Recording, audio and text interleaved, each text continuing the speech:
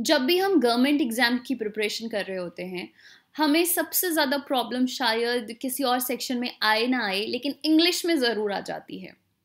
हमें maths tough लग सकता है, रीजनिंग टफ लग सकती है, बट इंग्लिश में डेफिनेटली हमें जो है वो प्रॉब्लम आती है प्रिपेयर करने में। इसी प्रॉब्लम को सॉल्व करते हुए ड्रीम्स इंस्टीट्यूट आपके लिए एक सीरीज़ लेकर आ रहा है, जिसमें हम पंजाब में जितने भी प्रीवियस पेपर्स हैं उनमें अभी तक जितना इंग्लिश का सेक्शन है वो हम डिस्कस करेंगे, ताकि आपको एक कंप्लीट आइडिया रहे कि पंजाब में इंग्लिश के सेक्शन में क्या पूछा जाता है। जब आप प्रीवियस सारे पेपर्स एक बार देख लोगे, सुन लोगे, डिस्कस कर लोगे और उनमें जो कॉन्सेप्ट्स है उनको समझ लोगे, तो बहुत ईजी हो जाएगा आपको अपना एग्ज़ाम करना भी। कोई भी एग्ज़ाम आ रहा हो, आपको पता भी चलेगा कि कहाँ कहाँ से क्वेश्चंस पूछे जाते हैं और कौन कौन से एरियाज पे आपको फोकस करना है। तो आज जो एग्ज़ाम हमने लिया है, जो पेपर हमने लिया है डिस्कशन के लिए, वो है PSSB क्लर्क अकाउंट्स का पेपर, जो कि पिछली साल नवंबर में हुआ था। इस पेपर में कुछ इंग्लिश के क्वेश्चंस थे, उनको हम डिस्कस करेंगे one by one. So let's get started. सबसे पहले हम लेते हैं फर्स्ट क्वेश्चन। ये क्वेश्चन है that which of the following is not a synonym of circumspect. Circumspect का सिनोनिम कौन सा नहीं है इनमें से? नॉट लिखा है ना, हमेशा ध्यान रखना जब भी आप क्वेश्चन करते हो, नॉट दिया है या नहीं दिया है। यहाँ पे सर्कमस्पेक्ट का सिनोनिम नहीं पूछा, ये पूछा है कि सर्कमस्पेक्ट का सिनोनिम कौन सा नहीं है। तो सबसे पहली बात, सर्कमस्पेक्ट होता क्या है? सर्कमस्पेक्ट होता है चौकन्ना रहना, सतर्क रहना, होशियार रहना, सावधान होना, है ना, वो होता है सर्कमस्पेक्ट। तो इनमें से कौन सा वर्ड है जो सर्कमस्पेक्ट के जैसा नहीं है? तो देखिए, पहला वर्ड है विजिलेंट। विजिलेंट का मतलब भी होता है सावधान होना, है ना। फिर दूसरा वर्ड है प्रूडेंट। प्रूडेंट का मतलब भी होता है विवेकपूर्ण कुछ काम करना, सावधान होके, चौकन्ने होके कुछ काम करना। फिर आता है आपका इनकॉशियस। इनकॉशियस का मतलब होता है केयरलेस, थॉटलेस, रेकलेस, है ना। और जो माइंडफुल है, माइंडफुल का मतलब भी होता है सचेत होके या विवेकपूर्ण होके कोई काम करना। तो अब देखो, सर्कमस्पेक्ट का मतलब होता था चौकन्ना रहना, सतर्क रहना। विजिलेंट भी होता है चौकन्ना और सतर्क रहना। प्रूडेंट भी होता है चौकन्ना, सतर्क या सावधान। और माइंडफुल भी होता है सावधान और सचेत। तो यहाँ पे ऑपोजिट क्या हो गया? इनकॉशियस। नॉट अ सिनोनिम पूछा है ना, मतलब एंटोनिम पूछा है सीधा सीधा, लेकिन एंटोनिम ना लिख के उन्होंने नॉट अ सिनोनिम लिख दिया। अब इनकॉशियस का मतलब होता है केयरलेस, और यही है इसका बिल्कुल ऑपोजिट। ठीक है, सर्कमस्पेक्ट का बिल्कुल ऑपोजिट क्या आ रहा है? इनकॉशियस। राइट, नेक्स्ट क्वेश्चन लेते हैं। नेक्स्ट क्वेश्चन है the meaning of a sitting duck. A sitting duck is something और समबडी। तो क्वेश्चन है कि अ सिटिंग डक का मतलब क्या है, क्या होता है अ सिटिंग डक? देखो, तो अ सिटिंग डक का मतलब होता है, एक एक करके हम देखते हैं कि आगे जो पॉइंट्स हैं वो सिटिंग डक की तरफ जाते हैं। नहीं, सिटिंग डक का मतलब होता है इजी टारगेट। जो सिटिंग डक है, हिल ही नहीं रही है डक, बैठी हुई डक है, तो वो इजी टारगेट है ना। तो इजी टारगेट। अब देखो, ये है वेरी प्रिटी।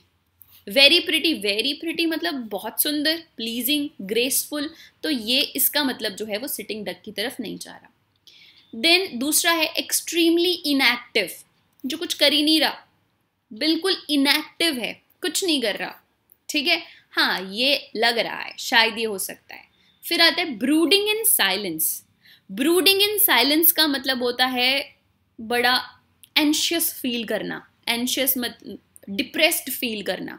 ठीक है, ब्रूडिंग का मतलब होता है वरी करना।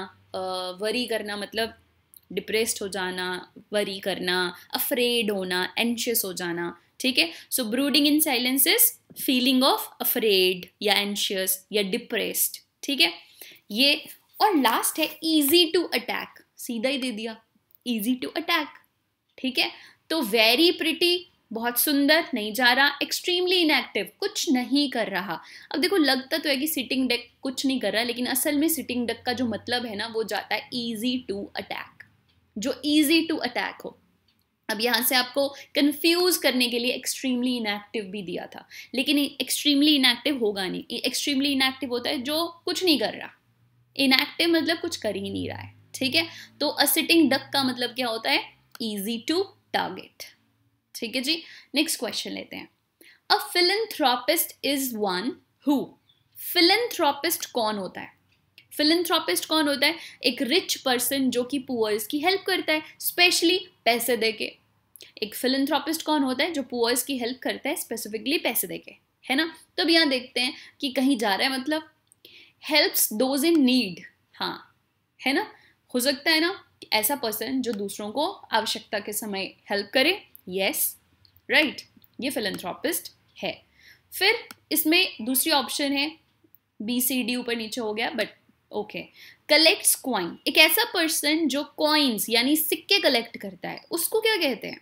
जो दूसरों की हेल्प करता है उसको तो philanthropist कहते हैं, लेकिन ऐसा पर्सन जो सिक्के कलेक्ट करता है उसको कहते हैं न्यूमिस्मैटिस्ट. क्या कहते हैं? न्यूमिस्मैटिस्ट. ठीक है, न्यूमिस्मैटिस्ट. ठीक है, न्यूमिस्मैटिस्ट. फाइन, जो कि सिक्के कलेक्ट करता है. फिर आता है कलेक्ट स्टैम्प्स. ऐसा पर्सन जो स्टैम्प कलेक्ट करता है, जो स्टैम्प कलेक्ट करता है उसको बोलते हैं फिलेटेलिस्ट. क्या बोलते हैं? फिलेटेलिस्ट. PHILATELIST. ठीक है, फिलेटेलिस्ट, राइट. फिलेटेलिस्ट इसको हम कहते हैं. और लास्ट है पिकअप क्वारल विद अदर्स. ऐसा बंदा जो दूसरों के साथ झगड़ा फटाफट कर लेता है, बड़ा ही, जिसको हम लड़ाका बोलते हैं. वो लड़ाका एकदम से लड़ना शुरू कर देता है, आक्रामक है बहुत, उसको बोलते हैं बेलिजरेंट. क्या बोलते हैं? बेलिजरेंट. सॉरी, इसको कहते हैं बेलिजरेंट. BELLIGERENT. ठीक है, तो मेरा टच पैड थोड़ा सा वो है, सो बियर विद मी. क्या बोलते हैं उसे? बेलिजरेंट. तो एक एक करके फिर देख लेते हैं. फिलेंथ्रोपिस्ट रिच पर्सन होता है जो दूसरों को हेल्प करता है, so helps those in need. Correct. Collects coin. ऐसा बंदा जो कॉइन्स कलेक्ट करता है उसे न्यूमिस्मैटिस्ट कहते हैं. ठीक है. एंड ऐसा पर्सन जो स्टैम्प कलेक्ट करता है उसे हम फिलेटेलिस्ट कहते हैं. और ऐसा पर्सन जो दूसरों के साथ झगड़ा करता है, आक्रामक होता है, उसे हम बेलिजरेंट कहते हैं. ठीक है. Next, which among the following is an abstract noun. इनमें से कौन सी एब्स्ट्रैक्ट नाउन है? तो देखो, अगर मैं आपको नाउन्स की बात करूँ ना, तो बेसिकली अगर हम बहुत ही कम बात करें तो 4 तरह की नाउन होती हैं. बेसिक 4 तरह की नाउन होती हैं. कौन कौन सी होती हैं? Common noun, proper noun, material noun और एब्स्ट्रैक्ट नाउन. है ना. कौन कौन सी? Common noun, proper noun, materialistic noun और एब्स्ट्रैक्ट नाउन. ठीक है. कॉमन नाउन जो हम कॉमनली सबको बोल देते हैं, जैसे कि हम कंट्री मान लेते हैं. Country is a common noun, हम किसी भी कंट्री को कंट्री बोल सकते हैं. Proper noun is India. हम हर कंट्री को इंडिया नहीं बोल सकते, हम सिर्फ इंडिया को इंडिया बोल सकते हैं. हम कनाडा को कंट्री बोल सकते हैं, USA को कंट्री बोल सकते हैं, इंडिया को कंट्री बोल सकते हैं, लेकिन हम इंडिया को ही बोलेंगे, तो that is proper noun. Material noun जिसको हम टच कर सकते हैं, जैसे कि टेबल हो गया, ठीक है, एप्पल हो गया, ये मटेरियलिस्टिक नाउन है. और एब्स्ट्रैक्ट नाउन होती है जिसको हम टच नहीं कर सकते पर फील कर सकते हैं.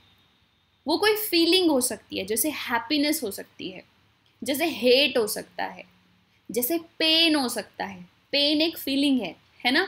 तो ये देखिए, पेन क्या है? पेन को टच तो नहीं कर सकते, आप किसी को दिखा तो नहीं सकते अपनी पेन. अगर आपको पैर में दर्द हो रही है तो आप पैर दिखा सकते हो, लेकिन आप पेन नहीं दिखा सकते कि एक्सटेंट क्या है पेन का, ज़्यादा या कम. आप मुंह से बोल सकते हो मुझे बहुत ज़्यादा पेन हो रही है, तो फील कर सकता है दूसरा बंदा कि ज़्यादा पेन हो रही है, लेकिन देख तो नहीं सकता, टच तो नहीं कर सकता, है ना. तो पेन यहाँ पे क्या हो गई? Abstract noun. कैटल क्या होते हैं? पशु. हर पशु को पशु बोल सकते हो, है ना. गाय को भी कैटल बोल सकते हो, भैंस को भी कैटल बोल सकते हो. तो कैटल क्या हो गया? हमारा कॉमन नाउन. ठीक है. गोल्ड. गोल्ड एक मटेरियल है ना, टच कर सकते हो. तो गोल्ड जो है वो मटेरियलिस्टिक नाउन है.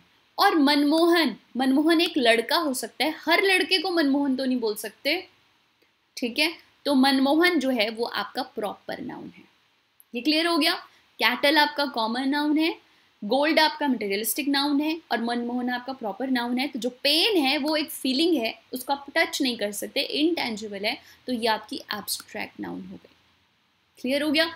सो ये कुछ क्वेश्चंस थे, बड़े टफ नहीं थे क्वेश्चंस. तो आज हमने फर्स्ट जो लेक्चर था उसमें हमने इस वीडियो में डिस्कस किया PSSB क्लर्क अकाउंट्स 2022 का पेपर.